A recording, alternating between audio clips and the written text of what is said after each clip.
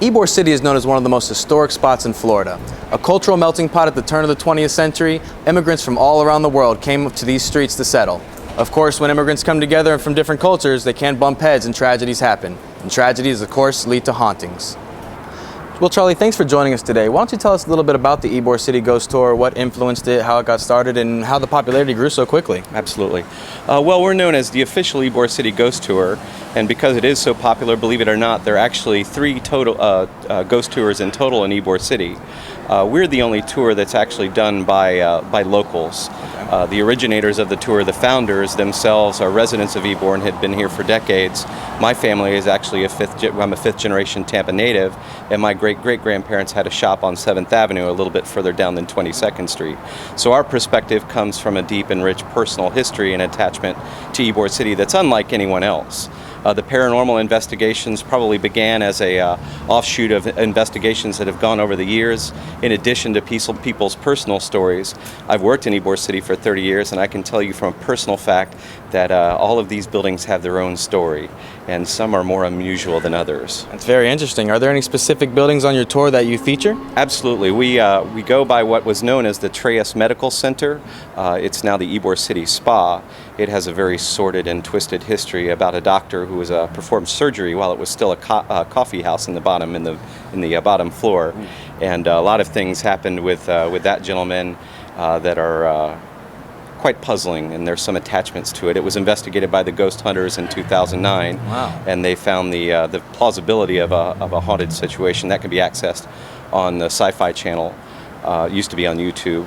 We also go by what's diagonally across from the street from the point that we're at right now, which is now known as the Don Vicente Inn. Originally it was the Manata building, and Mr. Manata was Mr. Ybor, his chief business partner. It's where he housed all of his architects and people who would build the infrastructure of Ybor City. Soon, in 1911, it was given to the community, and the community decided to turn it into a hospital. And because Ybor City was sort of off the national radar, a lot of people that performed medicine there weren't necessarily good at what they did. There were a lot of babies born, there was a lot of life lived there, but there were also some atrocities. And the fascinating thing about that building is that's not really the story. The story of that building is the son of the doctor who bought the hospital, and his name was Jose Luis Abanal. And without giving anything away, he's known as the Mad Doctor, but he was never a doctor. I can feel the chills already. Very spooky stuff. Well, we stand right now in the El Pasaje courtyard. El Pasaje means passage, and it refers to this breezeway of arched brick elements. Right above us was the apartment of Jose Luis Abanal, and the reason that he lived here is so that his father could keep an eye on him from the hospital across the street. Wow. And on our tour, we're very fortunate and very gifted, very blessed to be allowed access to the Cuban Club, the Ciclo Cubano. And I think it's because we treat it like hallowed ground. We go in, we walk in with respect, and we treat it as if because it is in fact a gift to be there. And that building is considered to be the 4th most haunted building, from what I've heard through certain sources, the 4th most haunted building in the US. And we actually do an investigation.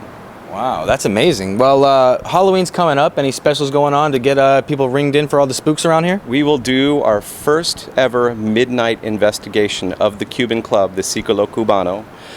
We will gather here at the El Pasaje at 11 p.m. and we'll do a brief story about this intersection to try to get people to understand the historical significance of Ybor and the things that happened in this area in particular. And then we'll go into the Cuban Club and we'll do investigations that we've never really done on this tour before. We'll take it with respect in our hearts and we'll maintain the historical elements, but if it becomes a little bit more spooky because it's midnight and because it's Halloween, that's what we're going to be there for. Sounds spooky enough, but I'd love to see a little something. You got anything you can show us? A little sneak peek, maybe? Absolutely. I'd be more than happy. Maybe we can go into the theater at the Cuban Club and possibly into what's considered to be one of the most active spaces, which is now known as the Cantina, but it used to be a men's gymnasium. And in that gymnasium, they had something that no other social club in Ybor had, a pool. And of course, a pool invites disaster. Absolutely. Well, I'm excited. Let's get going. Absolutely. All right, thanks. Well, welcome to the Cuban Club. All right. Why don't we go inside and let's start with the basement. Sounds good to me. Here we go. Now this is the basement to the Cuban Club, and this actually originally was a gymnasium. It's one of the affectations that this social club had, unlike any of the other ones. They all have grand ballrooms, they all have theaters, they all have beautiful social spaces, and their amenities for their mutual aid societies, which were their doctors and their various help to, you know, keep them healthy, that sort of thing. But in sort of a, in my opinion, a Mediterranean luxury style of maybe the Greeks or the Romans, the Cubans installed a gymnasium for men only, children weren't allowed. And in this, they had a basketball court with a track. The elevation of the ceiling was higher and the floor was a bit lower. On the far side, they had their lockers and showers, weights and machines against the back bank of wall. But in the far left corner, they had what was called a plunk pool. And the plunk pool was 10 by 10 by 10. And it was cool water. And if you can imagine in Tampa in 1917, where we had no such thing as air conditioning, to be able to take a dip in your cool pool is a luxury. Absolutely. It was a bragging point. Yeah. Now, unfortunately, the pool had some incidents, and one in particular, a young boy known as Jimenez, we call him Jimmy, apparently had wandered away from the school upstairs and gotten into the pool unattended, and he drowned. And because this is the Círculo Cubano, it means the Cuban circle, it means all of the Cuban people, they found it to be appalling. And this space fell into an alternative use. They filled in the pool and turned this into what they call a cantina now. Oh, okay. And I've had experiences, especially with young children, as we go into areas closer to the pool, where children get reactions that adults don't get. Is there a specific reason, or just because? Jimmy's attachment is probably Jimmy's business, but we believe that this is where he played, and this is where he enjoyed his life. And frankly, the attachment of the Cuban people to the Cuban Club and what we believe is the paranormal is that this was their place of love. This was them coming to a new country terrified as immigrants and being able to be surrounded not only by their culture and their people to live and love and grieve and experience their life, but also in this grand, beautiful space. Yes. And it was like nothing else. And it is a beautiful space. Even today, it still stands. Yes. But we can walk out into this area, and I'll show you where we've had a lot of experiences of Jimmy. When the ghost hunters came here in 2009, they did some investigations using a flashlight. It's something you can find on the Sci-Fi Channel, where they found, in their opinion, that they had made contact with Jimmy. I have had personal experiences, as I was saying, specifically with children. Yeah, let's hear one of the personal experiences. Well, it wasn't that long ago, probably about 3 weeks ago, I had a group of about 12, 13 people, which is always a good number for a ghost tour. And on that were two young girls, one was 7 and one was 12. And down in the basement here, the 7-year-old girl was frankly terrified. And she came up to me and her meter was beeping very loudly. And she said, "I'm a little afraid and I really don't want Jimmy to make this light up anymore." And I said, "Well, you're a 7-year-old girl and Jimmy, he's believed to be a 9-year-old boy. So why don't you just ask and say, 'Look, Jimmy, I'm only 7 and I'm a little afraid.'" As soon as she asked that, her meter went silent. Now, I did encourage her to leave the meter off. Yeah.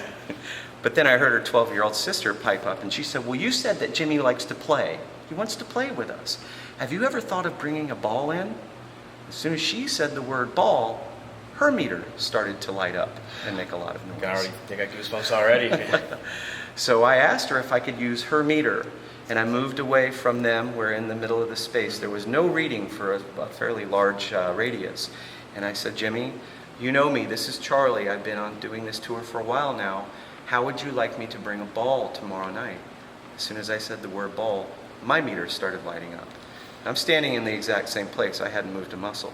And all my tourists just staring at me in disbelief. Yeah. And I said, "Okay, Jimmy, now if you wouldn't mind, step away from this and make it not light up anymore." As soon as I said that, it started to dissipate. Eventually the sound went away and it went silent. I said, "Okay, now, would you step back up and make this light again if you want me to bring the ball tomorrow night?" Immediately it started flashing again.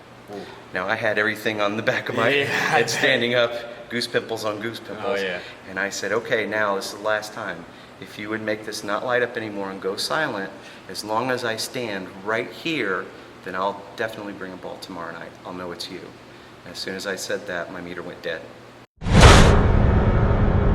Well, Charlie, it's a good thing we caught you during the day so we could avoid any occurrences, but tours usually start at 7:30 p.m., don't they? They do. We begin our tour at the King Corona Cigars on 1523 East 7th Avenue right here in Ybor City. All right, and if we wanted to book a tour, how do we reach you? The best way to do it is on the web, www.yborghosttour.com.